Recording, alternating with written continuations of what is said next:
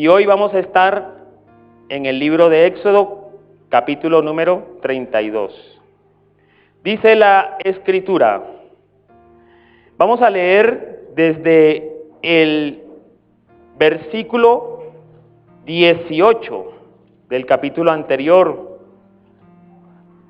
El versículo 18 dice: y dio a Moisés, cuando acabó de hablar con él en el monte Sinaí, 2 tablas de testimonio, tablas de piedra, escritas con el dedo de Dios. Versículo 1, capítulo 32. Viendo el pueblo que Moisés tardaba en descender del monte, se acercaron entonces a Aarón y le dijeron: levántate, haznos dioses que vayan delante de nosotros, porque a este Moisés, el varón que nos sacó de la tierra de Egipto, no sabemos qué le haya acontecido. Y Aarón les dijo: apartad los zarcillos de oro que están en las orejas de vuestras mujeres, hijos, hijas, y traédmelos. Entonces todo el pueblo apartó los zarcillos de oro que tenían en sus orejas y los trajeron a Aarón. Y él los tomó de las manos de ellos y le dio forma con buril, e hizo de ello un becerro de fundición. Entonces dijeron: Israel, estos son tus dioses que te sacaron de la tierra de Egipto. Y viendo esto, Aarón edificó un altar delante del becerro y pregonó a Aarón y dijo: mañana será la fiesta para el Señor. Al día siguiente madrugaron y ofrecieron holocaustos y presentaron ofrendas de paz, y se sentó el pueblo a comer, a beber, y se levantó a regocijarse. El Señor dijo a Moisés: anda, desciende, porque tu pueblo, que sacaste de la tierra de Egipto, se ha corrompido. Pronto se han apartado del camino que yo les mandé. Se han hecho un becerro de fundición y lo han adorado, y le han ofrecido sacrificios, y han dicho: Israel, estos son tus dioses, que te sacaron de la tierra de Egipto. Le saltamos al versículo 17. Cuando oyó Josué el clamor del pueblo que gritaba, dijo a Moisés: alarido de pelea hay en el campamento. Y él dijo: no son alaridos de fuertes ni voz de alaridos de débiles, son voz de cantar oigo yo. Y aconteció que cuando él llegó al campamento y vio el becerro y las danzas, ardió en la ira de Moisés, arrojó las tablas en sus manos, las quebró al pie del monte, y tomó el becerro que había hecho, lo quemó en el fuego, lo molió hasta reducirlo a polvo, que esparció sobre las aguas, y lo dio a beber a los hijos de Israel. Moisés entonces dijo a Aarón: ¿qué te ha hecho este pueblo? ¿Qué has traído sobre él tan gran pecado? Respondió Aarón: no se enoje mi señor, tú conoces al pueblo, que es inclinado al mal. Porque me dijeron: haznos dioses que vayan delante de nosotros, porque a este Moisés, el varón que nos sacó de la tierra de Egipto, no sabemos qué a él le haya acontecido.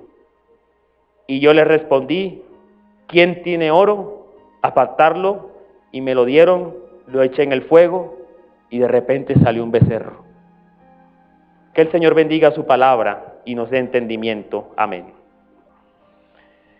La libertad entonces se convierte en un anhelo de muchas sociedades. La libertad se convierte también en un anhelo de los hombres y las mujeres de ayer y de hoy. Y desde el punto de vista de la palabra de Dios, la libertad es un regalo de Dios. Hoy se confunde la libertad con libertinaje. Hoy se entiende la libertad como hacer lo que yo quiera. Hacer lo que yo quiera, pero yo no asumo mis responsabilidades. Y por eso yo le llamo a eso libertinaje. Tú eres libre. Tú puedes decidir tu futuro. Tú no tienes por qué sufrir tanto. Problema de los demás. Mientras tú te sientas bien, los demás no importan. Y ese es el concepto de la libertad. Pero a la final esa es una libertad, o esa es una falsa libertad. Porque a la final esta libertad, como la entiende la gente de hoy, es una libertad que nos hace esclavos de nuestros propios deseos. En el capítulo 32 también hubo un grito de libertad. El pueblo de Israel también clamaba por la libertad. Y a causa del clamor, Dios levantó a un hombre llamado Moisés para traer la libertad al pueblo que clamaba libertad. Porque Israel era esclavo ¿de quién? De Egipto. Un imperio, un poder establecido en aquella época. Y llegó un punto en el que el pueblo de Israel le estaba diciendo: por Dios, Dios de nuestro padre Abraham, Isaac y Jacob, ¿dónde estás? ¿Cuándo nos vas a hacer libres de esta esclavitud? Y Dios escuchó el clamor y levantó a Moisés y los sacó de Egipto bajo el liderazgo de Moisés. Y el Señor se comenzó a revelar a este pueblo. Para llevarlos a la tierra prometida, les llevó por el desierto, por donde no había camino.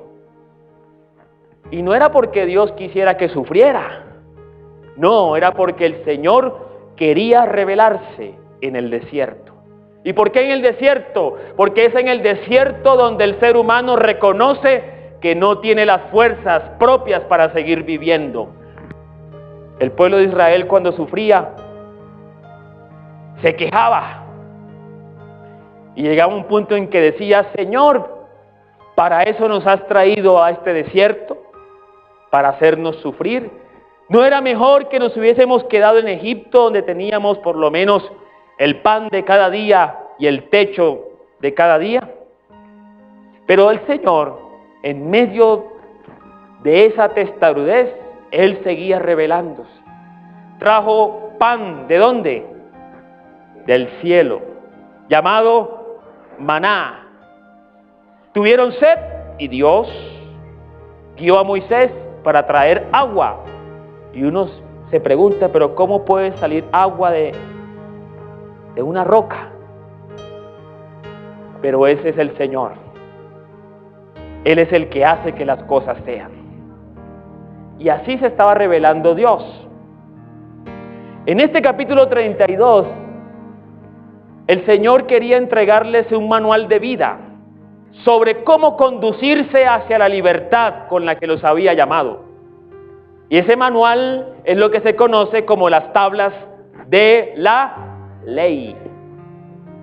Y mientras Moisés estaba en el monte allá, conectado con la presencia de Dios en tremenda revelación, recibiendo el manual para el pueblo, ¿cómo estaba el pueblo?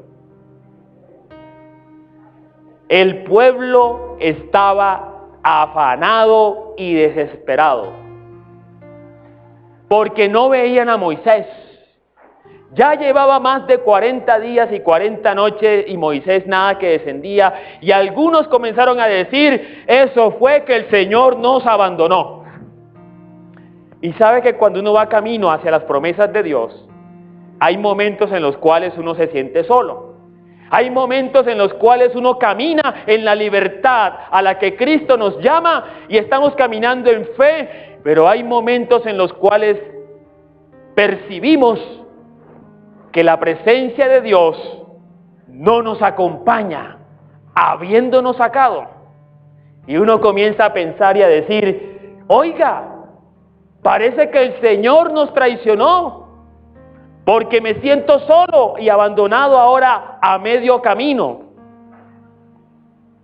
Entonces se les ocurrió una idea. Y en la desesperación le dijeron al segundo al mando, ¿cómo se llamaba? A Aarón. Le dijeron al segundo al mando: oiga, ¿sabe qué? Queremos que usted nos haga dioses, que nos protejan y nos guíen. En esta mañana yo quiero hablar sobre la falsificación de la presencia de Dios.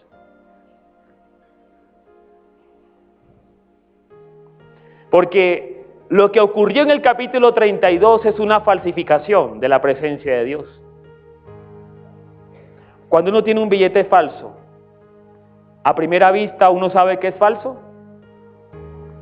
¿Cómo uno sabe que es falso? A primera vista uno dice, wow, igualito. Estos fueron unos colombianos los que lo hicieron. Pero cuando usted lo prueba, lo palpa, lo pasa por esas luces ultravioletas, se da cuenta que hay unos detalles que no coinciden con el billete original y concluye que es algo falso. La falsedad se presenta con apariencia de verdad. La falsedad se presenta como una imitación de la verdad. En medio de una experiencia de soledad, en medio de una experiencia de abandono que era legítima del pueblo, era legítimo que se sintieran abandonados, pues sí, porque este bendito Moisés nada que descendía. Ya llevaba más de 40 días por allá, pues cualquiera se desespera. Así que la necesidad de este pueblo de querer ser guiados y querer ser protegidos en medio del desierto, ¿era buena o era mala? ¿Era legítimo su necesidad? Sí, era legítima su necesidad.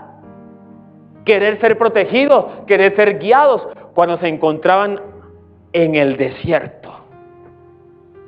Pero hubo un mal enfoque, porque ellos quisieron, sí, ser protegidos y ser guiados, pero con dioses fabricados. Así que aquí lo que vemos es una falsa expectativa. Querer ser guiados, querer ser protegidos, pero no a la manera de Dios, sino según su propio deseo y capricho. Y así es como se comienza a falsificar la presencia de Dios. Así es como se comienza a falsificar una espiritualidad en el Señor. El problema no es que uno necesite que alguien le guíe, sino quién lo está guiando.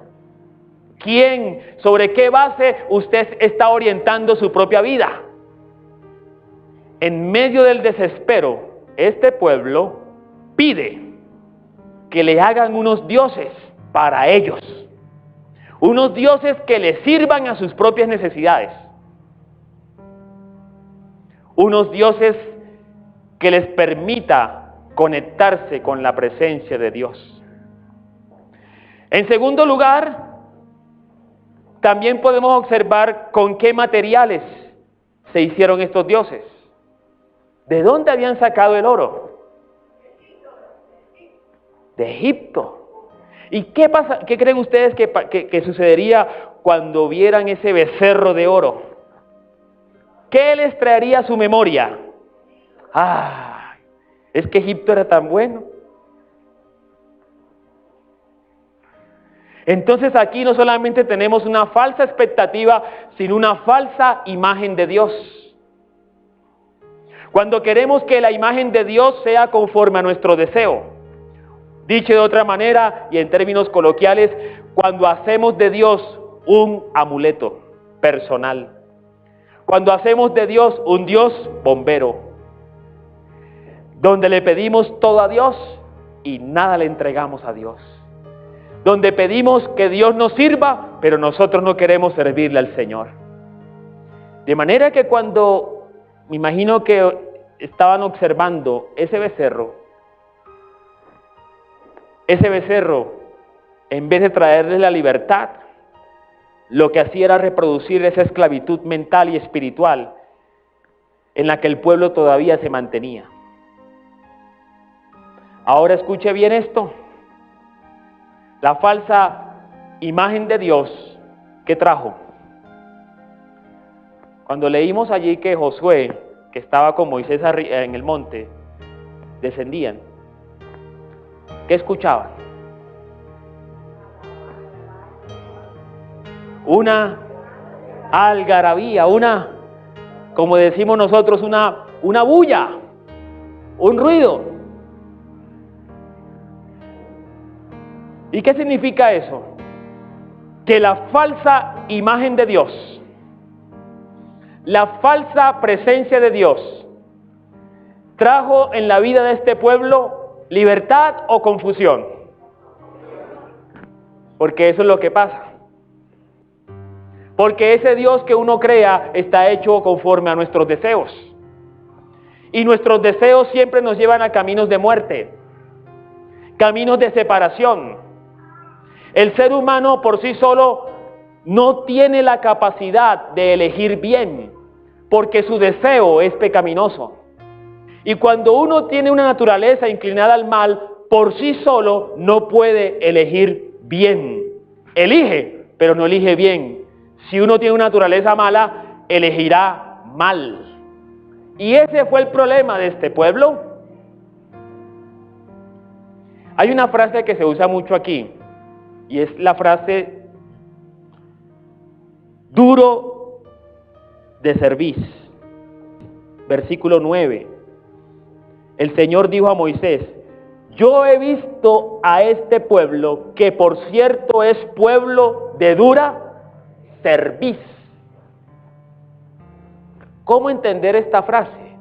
Los que saben de caballería saben que todas esas arandelas que se le pone al caballo es ¿para qué? Para dominarlo, para decirle al caballo por dónde debe conducirse, qué camino tomar, según la voluntad de quién, del que lo monta, o sea, del jinete. Porque se supone que el jinete sabe cuál es el camino correcto. El jinete sí sabe a dónde ir, cuál es el puerto de destino. Y por eso el jinete controla con todas esas riendas, domestica, direcciona al caballo. ¿Qué significa entonces dura cerviz? Que ese caballo no se deja poner las arandelas para guiarlo. Eso es lo que significa, en palabras castizas, terco. Quiero decirle, mis hermanos y hermanas, que tú y yo somos parte de lo que el Nuevo Testamento llama el nuevo pueblo de Dios. El nuevo pueblo de Dios. Y cuando uno lee el Antiguo Testamento se está hablando del pueblo de Dios. Lo que significa es que lo que hizo el pueblo de Dios nos habla de los errores que el nuevo pueblo de Dios debe prevenir, debe advertir. Y a veces uno dice: oiga, pero qué pueblo tan terco. Y lo más probable es que esa terquedad del pueblo sea también nuestra terquedad. ¿Sí me hago entender? Somos tercos por naturaleza. Creemos que nosotros nos la sabemos toda siempre. Desde pequeño crecemos con esa idea.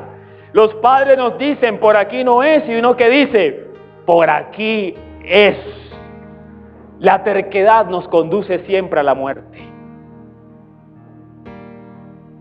Cuando uno tiene una naturaleza mala, cuando uno tiene una naturaleza caída, uno siempre terminará eligiendo mal. Por eso Dios les entregó un manual al pueblo para que administraran la libertad. Escucha bien, y en los momentos cuando estamos en un momento de desierto, que nos sentimos perdidos en el horizonte por una aparente ausencia de Dios, o de la presencia de Dios aparente, tomamos decisiones apresuradas. Y esas decisiones apresuradas siempre nos llevan por caminos de muerte. La ausencia de Moisés fue el tiempo en el cual se estaba preparando una manifestación gloriosa de Dios para su pueblo. Y a veces el silencio de Dios es un mensaje de espera, porque de aquí a poco te revelaré mi gloria. Pero este pueblo, en su afán, falsificó la imagen de Dios. Queremos que nos hagan dioses que nos protejan, y nos guíe. Falsas expectativas, falsa imagen de Dios. Y ahora vamos al tercer punto. También tenemos aquí un falso liderazgo espiritual. Porque ¿qué hizo Aarón? Aarón hizo conforme el pueblo le estaba diciendo que actuara. Por eso es que yo digo que la democracia no es de Dios. La democracia es del pueblo. ¿Qué significa democracia? Gobierno del pueblo, más o menos. ¿Qué significa teocracia? Gobierno de Dios, teocracia. ¿Y democracia? Gobierno del pueblo. ¿En qué estamos en este país? En una democracia, ¿cierto? En el gobierno aparente del pueblo.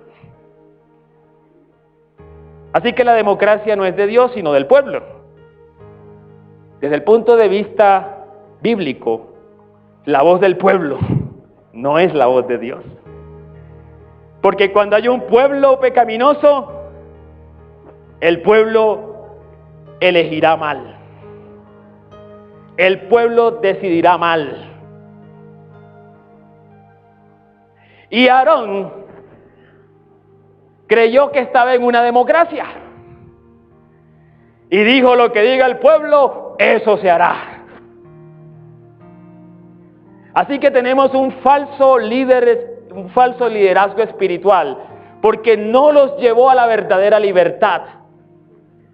Edificó un altar delante del becerro y dijo: mañana será fiesta del Señor. Así que al día siguiente, versículo 6, ofrecieron holocaustos a la presencia de Dios, falsificada en un becerro de oro. En este tiempo, siglo XXI, hay mucha confusión en la obra de Dios.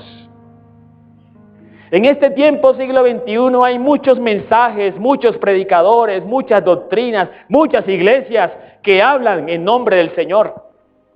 Pero la Escritura es clara: no todo el que dice Señor, Señor, entrará en el reino de los cielos. Hoy también se falsifica la presencia de Dios. Hoy también se manipula la presencia de Dios. Hoy hay creyentes que están buscando que la presencia de Dios les sirva a ellos, pero no quieren servirle a la verdadera presencia de Dios. Y para estos creyentes que buscan enseñanzas conforme a sus propios deseos, también hay predicadores que predican para sus propios deseos. La falsificación de la presencia de Dios también tiene que ver con falsos líderes espirituales. El Nuevo Testamento siempre nos advierte sobre los falsos maestros. El Antiguo Testamento siempre nos advierte sobre los falsos profetas. ¿Y qué era lo que distinguía a un verdadero profeta de Dios y un falso profeta? Que el falso profeta siempre predicaba lo que el rey quería escuchar. Y el profeta de Dios predicaba lo que Dios mandaba predicar. Y por eso los reyes que no temían a Dios siempre mandaban a matarlos. Callen esa voz. Recordemos las palabras del profeta Juan, el último profeta. Voz que clama, ¿dónde? Porque en el desierto no hay fruto. Y así se sentían los profetas de Dios, predicando la palabra de Dios, pero había un pueblo de dura cerviz que no daba fruto conforme a la palabra de Dios. Llamando al arrepentimiento, voz que claman en el desierto, enderezad vuestras sendas, enderezad vuestros caminos. Cuando viene la palabra de Dios, cuando viene la presencia de Dios que es verdadera, siempre nos llama al arrepentimiento, siempre nos llama a la conversión, siempre nos llama a la transformación, no lo contrario. La verdadera libertad significa transformación. La verdadera libertad significa conversión. La verdadera libertad significa humillarse ante la bendita presencia de Dios. Los falsos líderes manipulan la verdad de Dios. Los falsos líderes siempre están buscando satisfacer la voluntad de aquellos que le escuchan y no la voluntad de Dios. Pues resulta que estos son los líderes de nuestra nación. Pues resulta que este es el liderazgo que se muestra como ejemplo.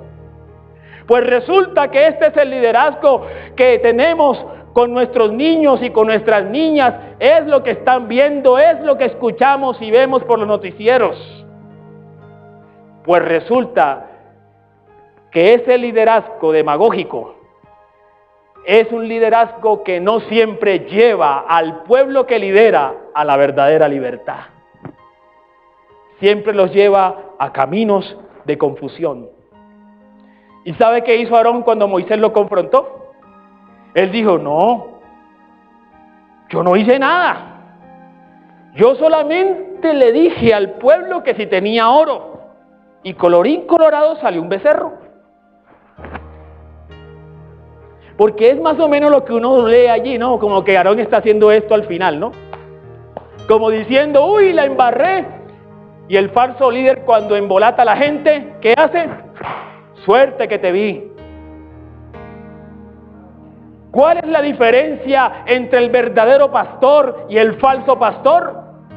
Hemos visto programas de televisión sobre cómo se denuncia el abuso de algunos que se levantan en nombre de Cristo y pasan por encima de la integridad de las ovejas. Hemos visto cómo se manipula la fe en este tiempo. Hemos visto cómo se manipula la palabra de Dios, llevando al pueblo no a la verdad ni a la libertad, sino a la esclavitud y la confusión. Pues ese no es Dios. La verdadera presencia de Dios nos lleva a la verdadera libertad en Cristo Jesús. Ese es nuestro Señor. Aleluya. ¿Sabe qué dijo Jesús? El verdadero pastor, ¿qué hace? Da su vida por las ovejas. El verdadero pastor no se sirve de las ovejas, sino que sirve con su vida a las ovejas. En este tiempo quiero decirle, mis hermanos, mientras estudiaba esta palabra, este es el mensaje que el Señor pone en mi corazón, que en este tiempo también se falsifica la presencia de Dios. ¿Cuál es el problema de fondo? Desde el texto que comenzamos a leer en el 32 hasta el capítulo 34, el problema de fondo es cómo mantenerse conectado con la verdadera presencia de Dios. Cómo en el desierto, donde uno se siente desorientado, podemos tener la certeza, la seguridad que Dios está con nosotros y que Él nos está guiando hacia esa tierra prometida donde está la consumación de la verdadera libertad. ¿Cómo? Mientras el pueblo estaba construyendo una falsa presencia de Dios en ese becerro, Moisés sí sabía dónde buscarla. Y la invitación en esta mañana es a que seas como Moisés y no como Aarón. Y esto fue lo que hizo Moisés. Versículo 15, Moisés dijo, si tu presencia no ha de ir conmigo, entonces no me muevas a ningún lugar, no me saques de ningún lugar. ¿Y qué le respondió Dios? Mi presencia, versículo 14, irá contigo y mi presencia te traerá el descanso. Mi presencia te traerá la buena vida. Mi presencia te traerá la vida plena. Mi presencia es la que da la verdadera libertad en Cristo Jesús, Señor nuestro. Pongámonos en pie en esta mañana. Aleluya.